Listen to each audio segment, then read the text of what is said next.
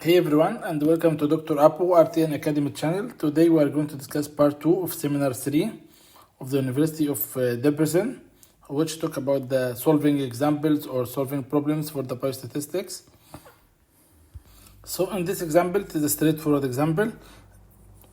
In a study, the average weight of the boys in a class at primary school was investigated at random sample. So it is a sample. Here, if it is a population, he has to tell me it is a population and he has to give me the mean of the population. Samples help us because standard deviation, we have to divide by something, either n minus 1 or n. If it is population, it will be divided by n. If it is sample, we have to divide by n minus 1. Usually, in most of the cases in your study, it's n minus 1. It is a sample. Okay? But here it's clearly mentioned it is a sample. So here he mentioned a random sample was taken, so it's a sample and the data shown in the table. Here the person ID, the name of the students or their ID, so 1, 2, 3, 4 could be A, B, C, D, Ahmed, Muhammad, Omar, whatever the number, okay?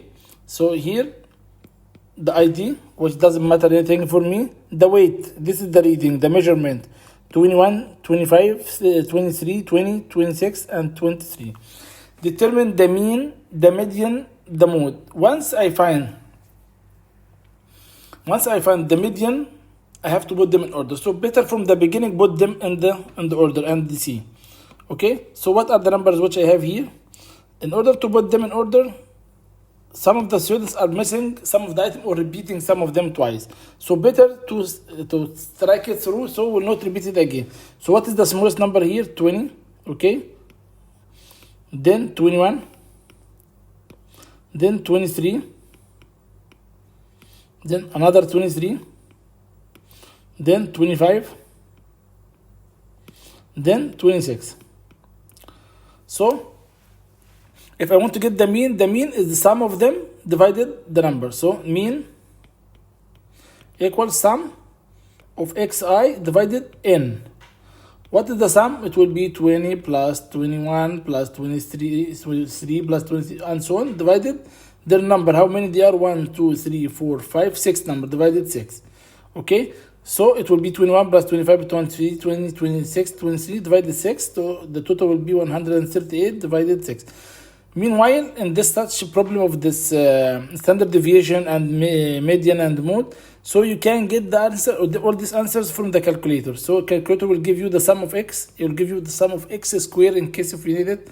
It will give you sigma square, which is the variance. It will give you x. It will give you x bar, which is the mean. It will give you s square, which is the variance. It will give you s only, which is the standard deviation.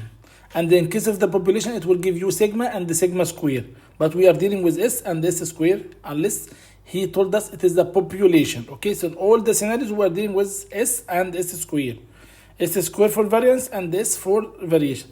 So here for the mean, we can get the sum without calculating it from the calculator itself. And there is a separate video I have uploaded here, how to use Casio calculator to get all the mean, the standard deviation, the variance through the calculator. Okay. So it is 138 divided 6 equals 23. So I have already got x bar, which is the mean. Then I look at the median. Median means the middle number, but I have to put them before having the median, put them in order. I have to put them in order. That's why I said before answering the problem, better to avoid any you forget to put them in order or any misunderstanding. Put them in order from the beginning so you remove this risk from your head. Okay, so here, since there are 6 number, 1, 2, 3, 4, 5, 6 numbers, they are even number. Even number means I cannot have a number. Okay, there are 6 number. I cannot have a number 1 number and they have here before it 2 and after it 3. So it is not the median. Median should be the number after it equal the number before it. So here I have 2 before and 2 after, but I have selected 2 items. So always when it is an even number, the count of the number even, I have to have 2 numbers or 2 elements in the median. Okay, let's make undo. Okay, So here it is 6 numbers. So which number will be the median? 6, it is even number, so 6 divided 2 equals 3. So 3 and the next one. So item number 3 and item number 4. 1, 2, 3. Item number 3 and item number 4. So this will be my median, okay? So my median will be 23 and 23. It will be 23. The median will be, what is the median here? Okay, here he said median, put them in order, okay? And then it will be 23 plus 23, 23 plus 23 divided 2 to get the average, which is also 23. If you notice here in the previous step, he said put them in orderly array, put them in order first to get the median. Because they are even number, we'll have 2 elements, okay? 2 central elements. So we'll take the 2 central elements.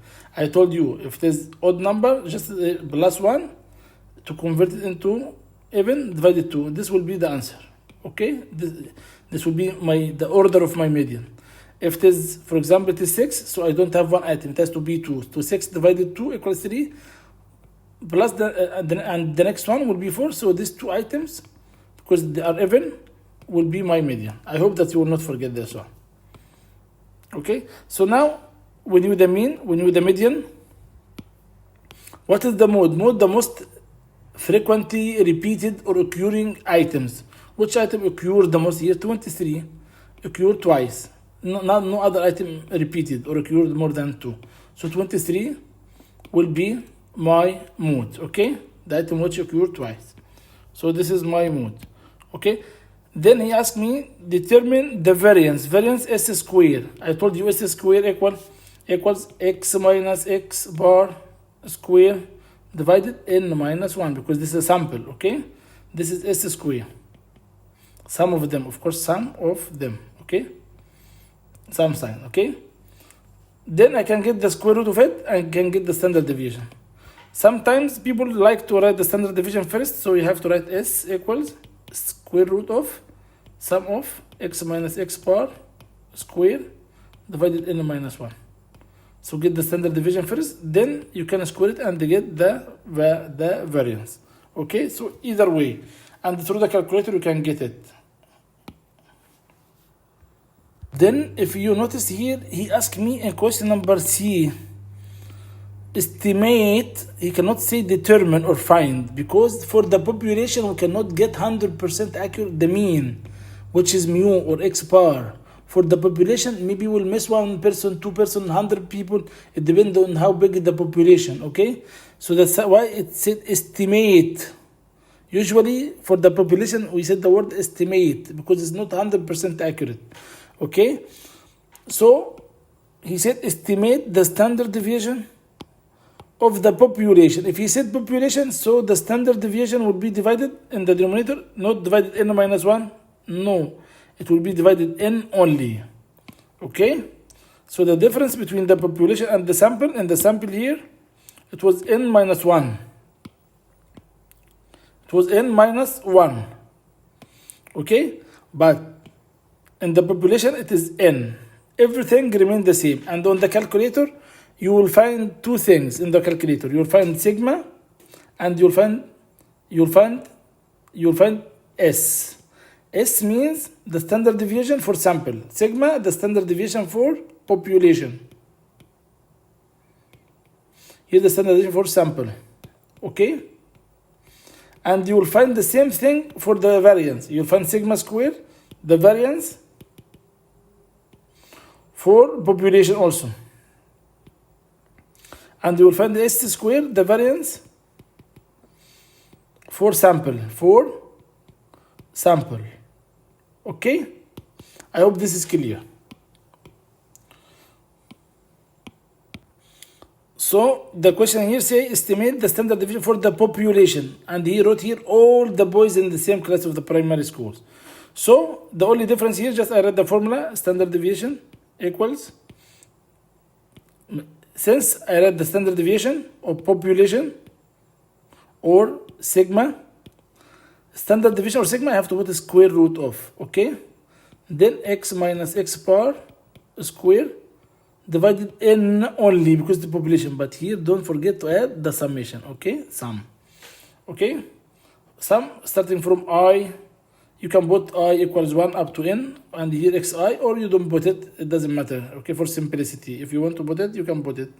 Okay, so we can put I starting from I equals 1, so sum, you can write in this way, I equal 1 up to I equals n, and here instead of x minus x bar, you said xi minus x bar. Okay, square. Okay, this is the way you can write this one. Then on the calculator you can get it. And I think there's an error here because this one is not working for the population. Okay, it should be different figure. Oh, sorry. Here I have noticed that, okay, he has also question number B. Question B here.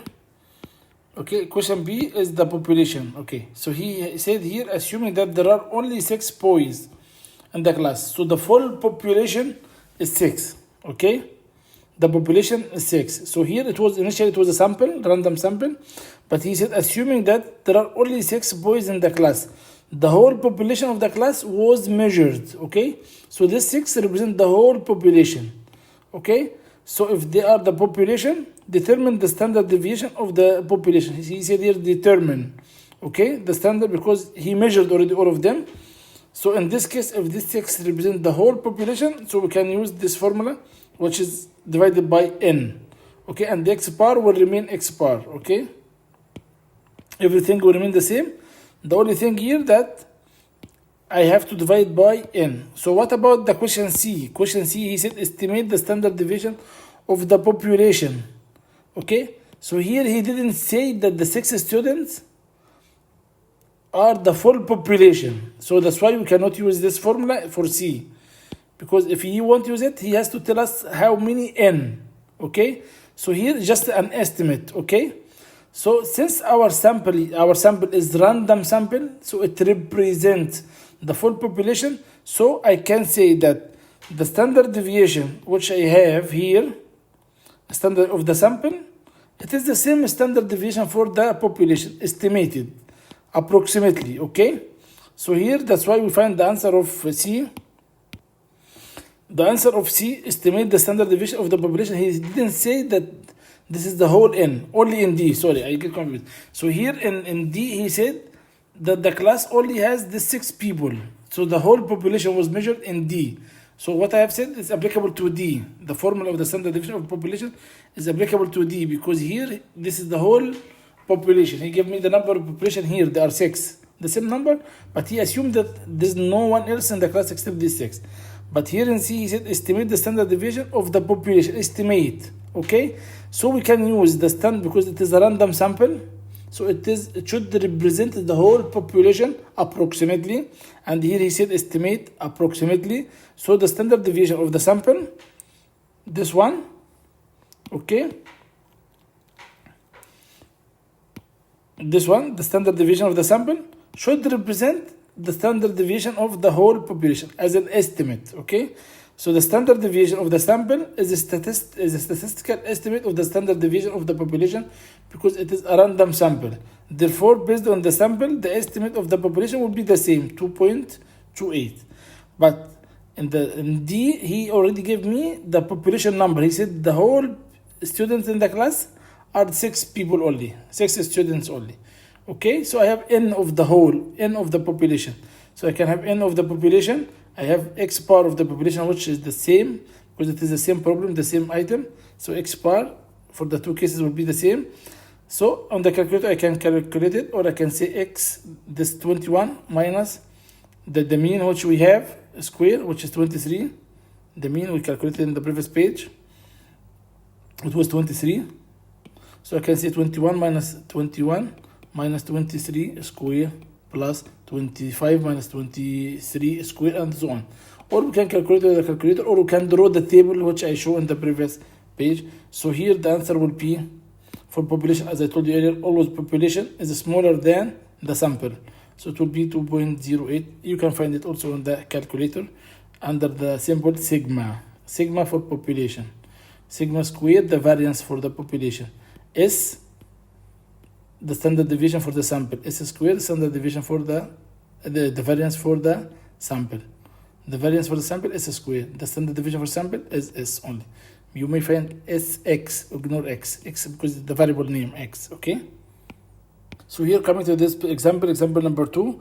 In a survey, the researcher wanted to investigate the ability of the resident of the town to recall the historical data. So he wanted to check how they can recall all the memories of them, the historical data, okay? He has taken a random sample of the score they have achieved, okay, by the volunteer and summarized in the blue table. They have given the person ID, which is A, B, C, D, 1, 2, 3, 4, whatever, okay, doesn't matter for me, the scores. This is what important to me, the scores. So he asked me to get the mean, the median, and the mode. First of all, as I said, I have to put them in order, arrange them in order from the smallest to the biggest number. This is the first step actually I should do in order to avoid forgetting it. So here, it has already brought for me in an order. Okay, if we can see here, so they arrange 45, 54, 64, 64, 2 64s, which means the mode, 77, 86, okay.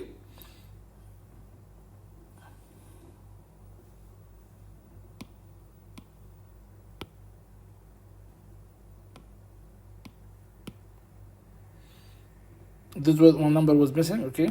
So 33 was missing, 45, 33, 45, 54, 64, 64, then 77, then 86, the last one, okay.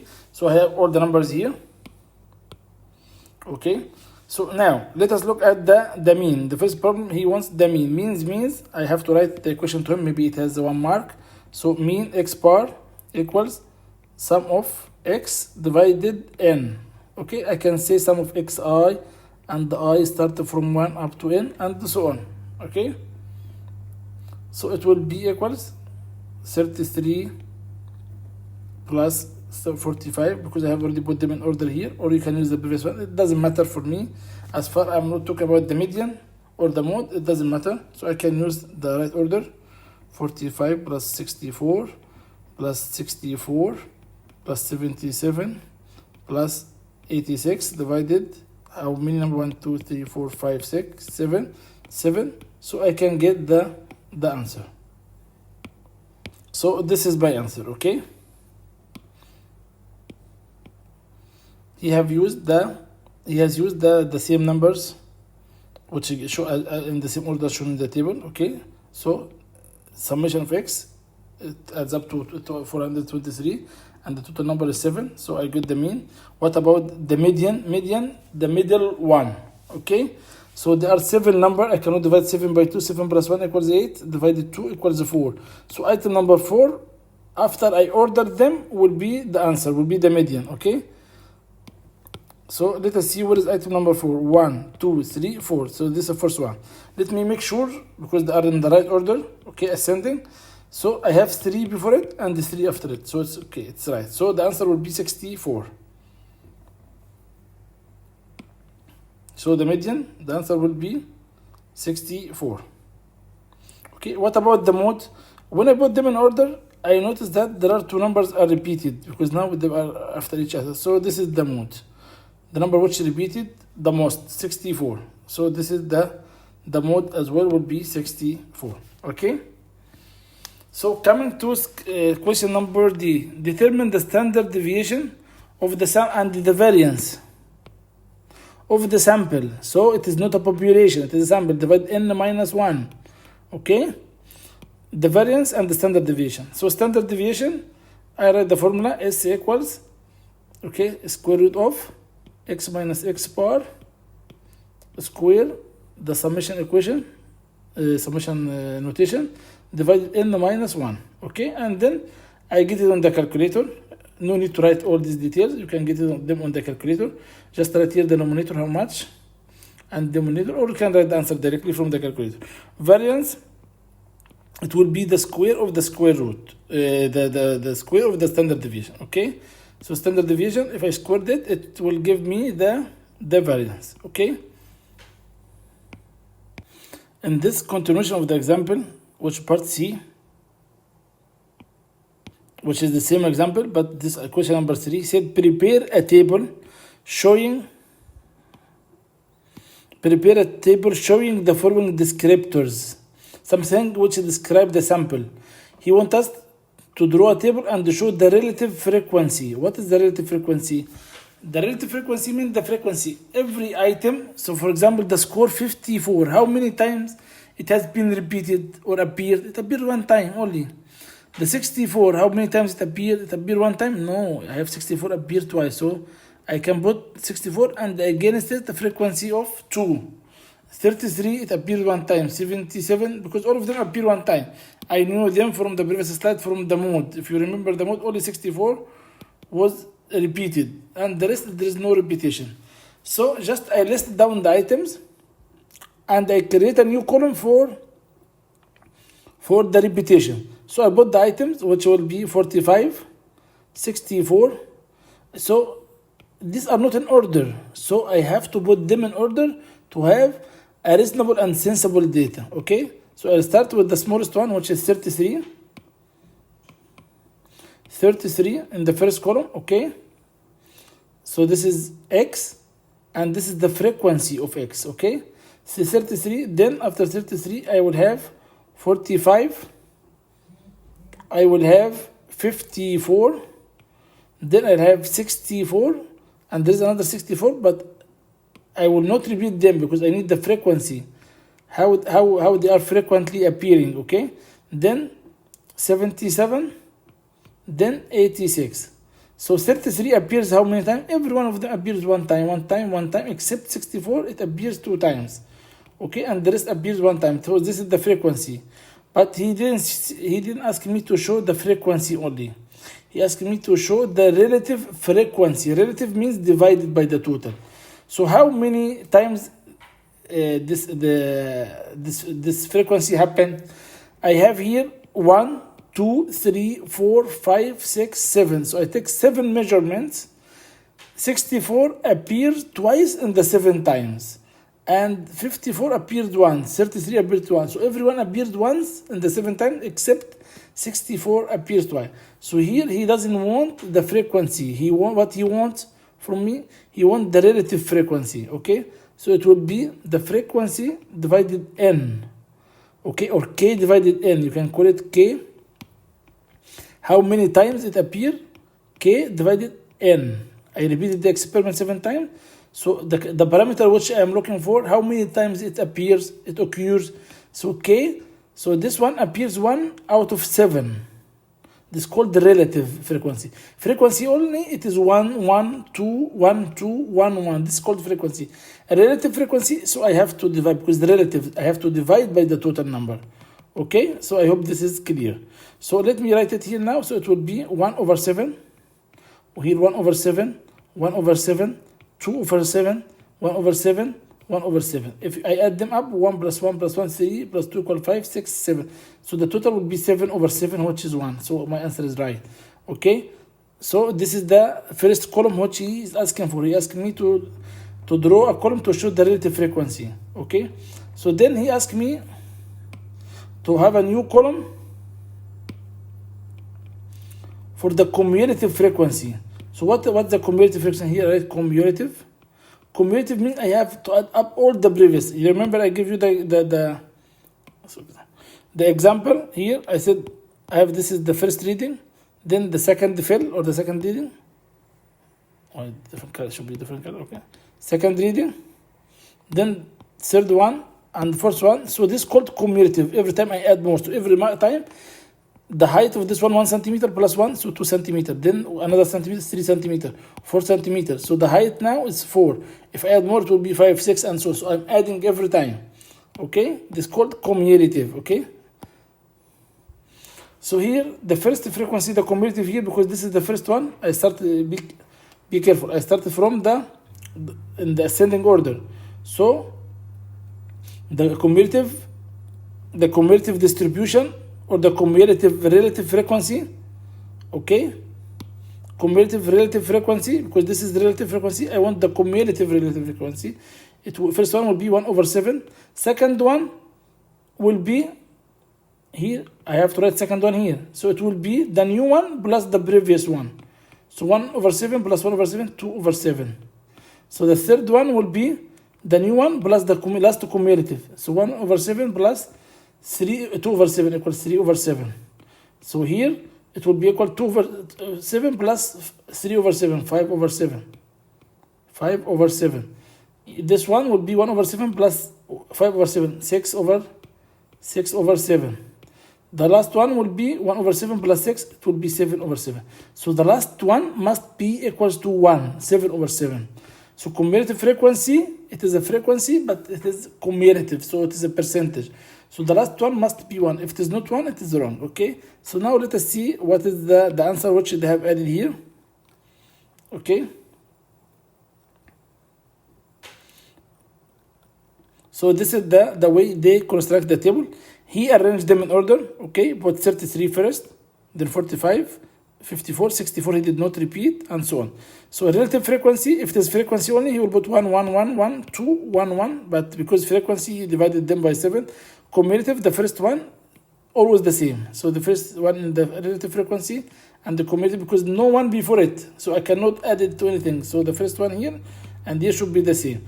The second one in the relative frequency, if I want to get it, I have to add the new one plus the cumulative. 1 over 7 divided plus 1 over 7 equal to 2 over 7, and so on until I reach 7 over 7. Some people are complicating things. So, for example, they want to have this cumulative frequency of this one. They said, okay, the cumulative equals everything above it. So 1 over 7 plus 1 over 7 plus 1 over... It is right. But why if I have already the previous ones? For example, I want to get this one, instead of say 1 over 7 plus 2 over 7 plus 1 over 7 plus 1 over 7 plus 1 over 7, I have already them summed here. This one summing all these. So I have to repeat them again. I can use this one plus this one. That's it.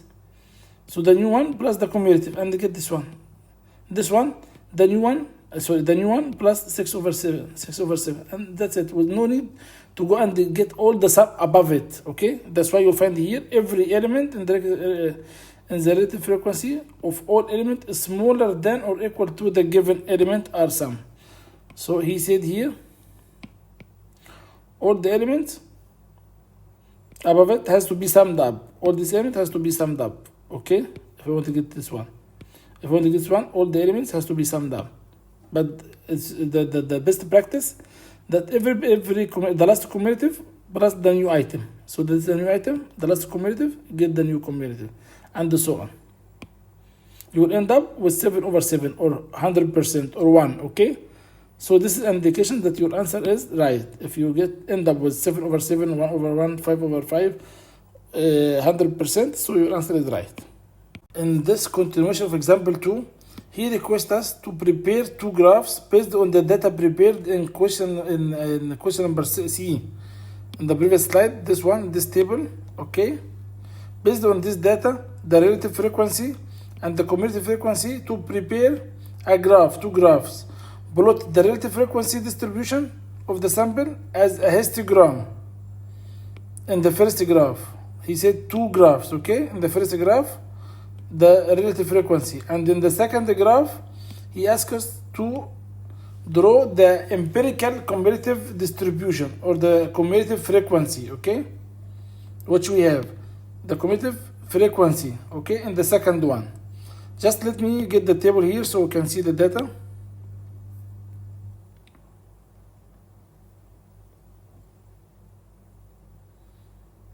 Okay, just I placed the table here, okay, so we can see the data.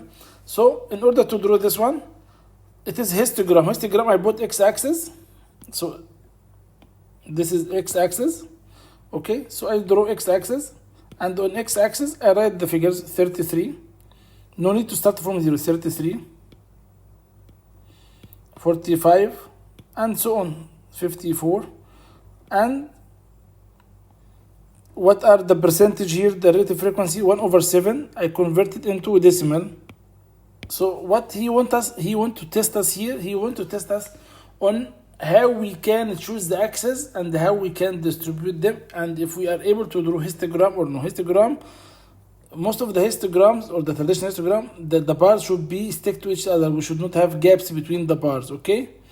But here, because the data is discontinuous, okay, so I have the sample element, someone scored 33, 45, 54, it is not continuous data. So there's no 34, there's no 35, it's jump from 33 to 45, so it is better to keep distance, okay, space between them, okay. The second thing, that the scale, he is expecting the scale should be equal distributed, especially for the y-axis. So here what I'm going to do, I'm going to draw the graph here.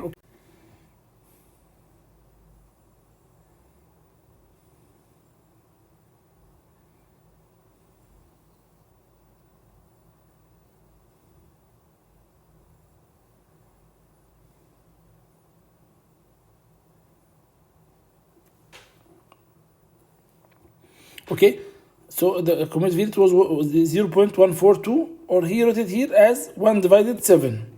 1 divided 7. So the cumulative histogram here, before we reach to,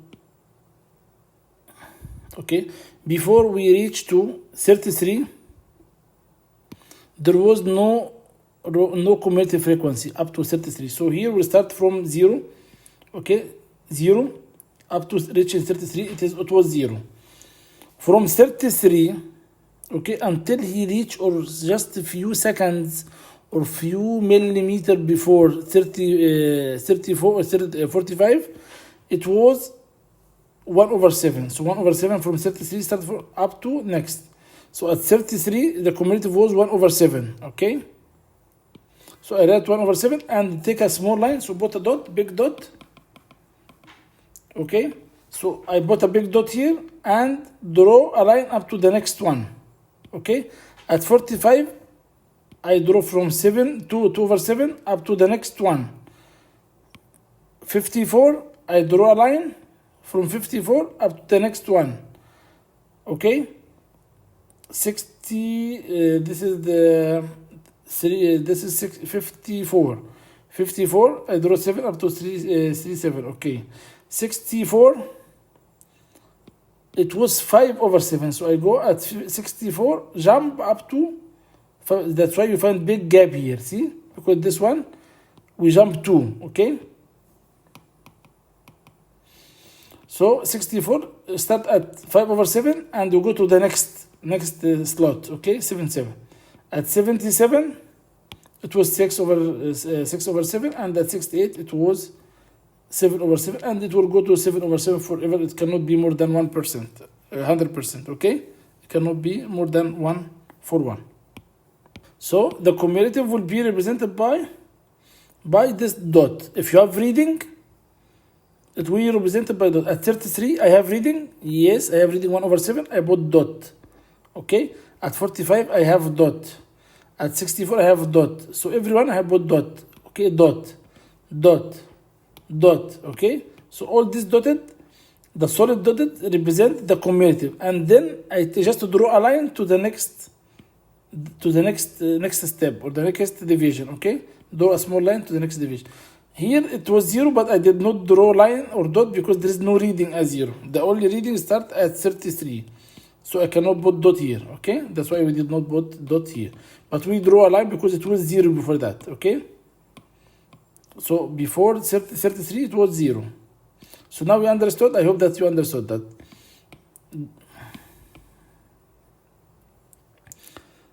These dots are the cumulative, only the dots. And the benefit of having these lines, just to connect it to the next division and to show that it is like ladder steps, okay? To show that it's like a ladder step. Don't forget to add the labels, okay? So the label forget from where? From here. The test score. If you go to the previous page, this is the test score. Okay? The 45, 64 is the test score, or the scores only, okay? And here the cumulative relative frequency, cumulative distribution or cumulative relative frequency, okay? Or cumulative distribution frequency. And don't forget to add the numbers here and the numbers here, okay? If you notice here that they are maintaining the gap. So for example, he's taking a step of 20, 40, 60, 80, 100. Okay, so 33, the distance between 33 and 45, it is bigger than the distance between 45 and 54 because it's only 9.